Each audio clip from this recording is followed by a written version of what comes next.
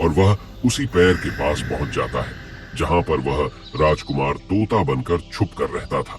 जब उस बहेलिये ने इतने सारे तोते को देखा तो अपने मन में सोचा कि अगर हम इतने सारे तोते पकड़कर रानी के पास ले जाएंगे तो हमें बहुत सारी सोने के सिक्के मिल जाएंगे।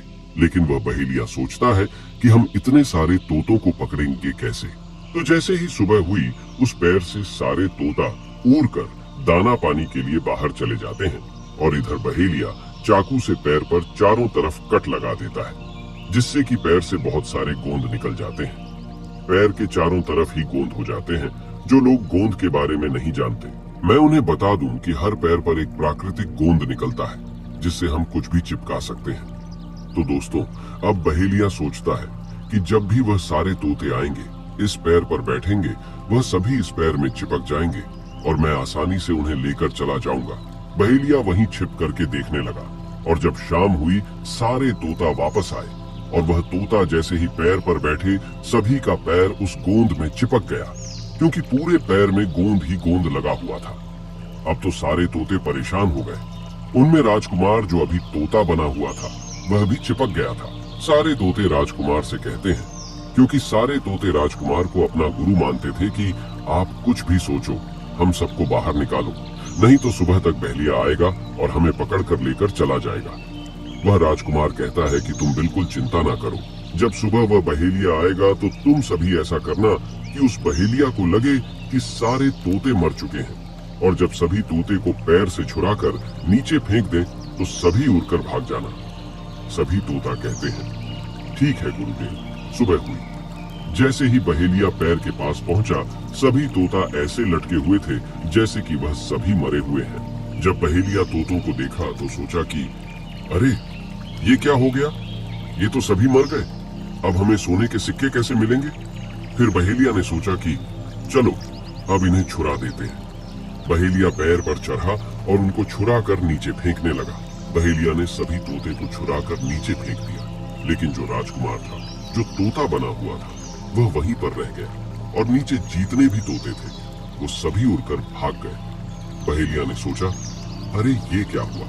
इस पर सिर्फ एक ही तोता है जो कि मरा लटका हुआ है और जितने तोते को मैंने छुड़ा कर नीचे फेंके वह सभी उड़कर भाग गए। बहेलिया ने सोचा, इसका मतलब ये सारे तोता ने मिलकर मेरे साथ धोखा किया है।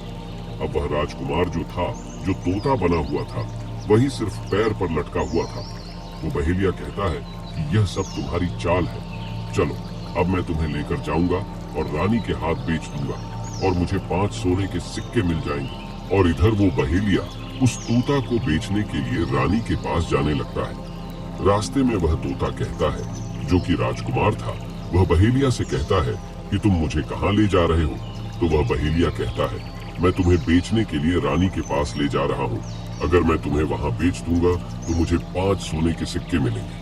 वह राजकुमार कहता है कि मैं अगर तुम्हें 50,000 सोने के सिक्के दिलाऊं तो क्या तुम मुझे नहीं बेचोगे? बहेलिया कहता है, तुम मुझे 50,000 सोने के सिक्के कैसे दिलाएगा? तोता कहता है कि राजा सुखवात के यहाँ एक बहुत बड़ा मेला लगता है, तुम मुझे वही बेचो, मूल में स्वयं बताऊंगा। बहेलिया उस तोते की बात मान लेता है और रानी के पास बेचने की जगह राजा के राज्य के मेले में तोता को बेचने चला जाता है।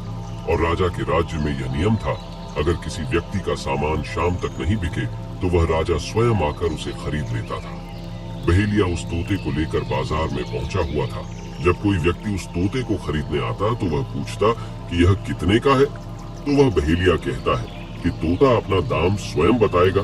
तो वह तोता अपना दाम इतना बता देता कि कोई भी व्यक्ति उसे खरीद ही नहीं पाता। ऐसे ही करते करते शाम हो गई और अब सभी अपने अपने दुकान लेकर चले गए। सभी का दुकान उजड़ गया था, बस एक बहेलिया और एक तोता ही रह गए थे। इधर राजा ने अपने सिपाहियों को आदेश दिया कि जाओ देख कर आओ, किसी का सामान तो नहीं रह गया है। जब राजा के सिपाही आए तो उन्होंने देखा कि एक बहेलिया तोता को लेकर बैठा हुआ है। सिपाही बहेलिया से कहते हैं कि हे बहेलिया, तुम्हारा तोता क्यों नहीं बिका? तुम इसे कितने में बेच रहे हो? तो तोता कहता है कि जो इन्हें 50,000 सोने के सिक्के देगा वही मुझे खरीद पाएगा। उस तोते की बात सुनकर वह सिपाही आश्चर्य में पड़ जाते हैं और सोचते हैं, अरे ये तोता तो अपना अमूल्य स्वयं बताता है। तब सिपाही राजा के पास जाते हैं और राजा को सारी बात बताते हैं और कहते हैं एक बहेलिया एक तोता लेकर बैठा हुआ है, लेकिन वह तोता अपना अमूल्य स्वयं ही बताता है। वह इतना महंगा बताता है, शायद इसीलिए उसे कोई खरीद नहीं सका।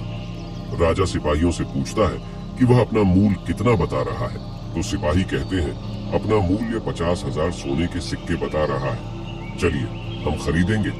अगर नहीं खरीदेंगे तो आपके राज्य की बदनामी होगी कि राजा के बाजार में एक तोता नहीं बिका, और इसलिए राजा अपने मंत्रियों के साथ अपने रथ पर सवार होकर बाजार में पहुंचता है।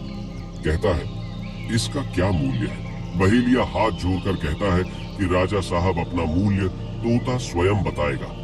वह राजा फिर तोते से पूछा तो तोता कहता है कि राजा साहब जो इन्हें 50,000 सोने के सिक्के देगा वही मुझे खरीद पाएगा। अपने सिपाहियों से 50,000 सोने के सिक्के मंगवाता है और बहेलिया को पकड़ा देता है और तोता को लेकर अपने महल चला जाता है। वह तोता बहुत ही बुद्धिमान था, क्योंकि वह राजा था। वह तोता राजा को बहुत अच्छी अच्छी बातें बताने लगा। जब राजा पर कोई खतरा आने वाला होता तभी वह तोता बता देता कि राजा साहब आप पर यह खतरा आने वाला है, और इसी तरह सब उस तोते से बहुत अधिक प्रेम करने लगते हैं। जब यह बात रानियों को पता चला कि राजा ऐसा तोता लेकर आए हैं जो कि बोलता भी है और बहुत अच्छी अच्छी बातें बताता है, तो रानियां राजा से कहती हैं उस तोता को मेरे पास भिजवा दीजिए, हम भी उस तोता को देखना चाहते हैं, हम उस तोता से बातें करना चाहते हैं। राजा अपने मंत्रियों से कहकर वह तोता रानियों के पास भिजवा देता है। रानी उस तोते से बातें करके बहुत खुश हो जाती है। वो रानी भी तोते से बहुत प्रेम करने लगती है और कहती है कि वाह रे तोता, इसीलिए तुझे राजा साहब ने 50,000 सोने के सिक्के देकर खरीदा है। राजा की एक पुत्री थी जो कि बड़ी सुंदर थी। रानी अपनी पुत्री से कहती है कि आज से तुम ही इस तोते का ध्यान रखोगे और कल तुम इसे अच्छे से धोकर नहला देना। वो राजकुमारी भी उस तोते से बहुत प्रेम करती है। जैसे ही सुबह हुआ, राजकुमारी उस तोते को लेकर नहलाने जाती है। राजकुमारी उसे नहला रही थी तो उसने देखा कि तोता के सिर पर कील सा कुछ लगा हुआ है। राजकुमारी उसको निकाल देती है। राजकुमारी जैसी ही कील को निकालती है, वह तोता पहले वाला एक सुंदर सा राजकुमार बन जाता है। उसे देखकर राजकुमारी घबरा जाती है। राजकुमार कहता है कि तुम घबराओ नहीं, ये कील वापस से मेरे सर में लगा दो तो मैं फिर से तोता बन जाऊंगा, और इसके बारे में मैं तुम्हें रात्रि में बताऊंगा। तुरंत ही वह राजकुमारी वह कील राजकुमार के सर में लगा देती है और वह वापस से तोता बन जाता है। रात को राजकुमारी तोते को लेकर अपने कमरे में जाती है और उसके सर से कील निकाल देती है और वह तोता फिर से राजकुमार बन जाता है। वह राजकुमार अपनी सारी दास्तां उस राजकुमारी को बताता है और कहता है माफ करना, यह दास्तां तुम किसी को बताना नहीं तो मेरी जान चली जाएगी। राजकुमारी इसके बारे में अपनी माता और पिता को भी नहीं बताती है। दिन भर वह तोता रहता है और रात को राजकुमारी उस तोते को अपने कमरे में ले जाती और उसके माथे से कील निकाल देती और वह राजकुमार बन जाता, और रात में वह दोनों साथ में ही रहते। और ऐसे ही धीरे धीरे समय निकलता गया। राजकुमारी को राजकुमार से प्रेम हो जाता है। इधर क्या हुआ, जो राजकुमार की पत्नियां थीं, वह बहुत सारे तोते मरवा देती हैं, लेकिन जो राजकुमार तोता बना हुआ था वह उन्हें नहीं मिलता है, और वे उसी साधु के पास जाती है और कहती है कि हे महात्मा, हमारे पति तो अभी तक हमें नहीं मिले, हम अब क्या करें, उन्हें कैसे मारें? वो साधु फिर से अपनी पोटली खोलता है और देखता है कि वह राजकुमार अभी तक तोता बन के राजा के घर में रह रहा है। वह साधु रानियों से कहता है कि तुम एक काम करो कि तुम नृत्य कला सीखो। हम सभी मिलकर उस राजा के घर नृत्य कला करने जाएंगे, और जब राजा हम पर प्रसन्न हो जाएगा और हमें कुछ मांगने को कहेगा तो हम उस तोते को ही मांग लेंगे और फिर आसानी से उसे मार देंगे। धीरे धीरे समय बीता। साधु तबला बजाता और सातों रानी पूरी तरह से नृत्य कला सीख चुकी थी। अब साधु को लगा कि हम सफलता प्राप्त कर सकते हैं और उस तोते को उस राजा से मांग सकते हैं। साधु का भेष बदल करके उन सातों रानियों को नृत्य कला वाली स्त्री बनाकर के राजा के दरबार में पहुंच गया। राजा उस साधु से पूछता है कि आप लोग कौन हैं, यहाँ क्यों आए हैं? तब साधु कहता है कि हम सब नृत्य कला वाले हैं, आपके महल में हम नृत्य कला दिखाना चाहते हैं। राजा को भी गाने और बजाने का बहुत शौक था, वह मान जाते हैं। उधर वह साधु अपना गाना बजाना चालू करता है। जब उनकी गाने बजाने की आवाज तोता के कानों में पहुंची तो तोता समझ गया कि वह साधु हमारी सातों रानियों को लेकर भेष बदल कर यहाँ पर आ गया है। अब हमारी जान नहीं बचेगी। लेकिन जब राजकुमारी उस तोते को लेकर अपने कमरे में जाती है, उस तोते के सर से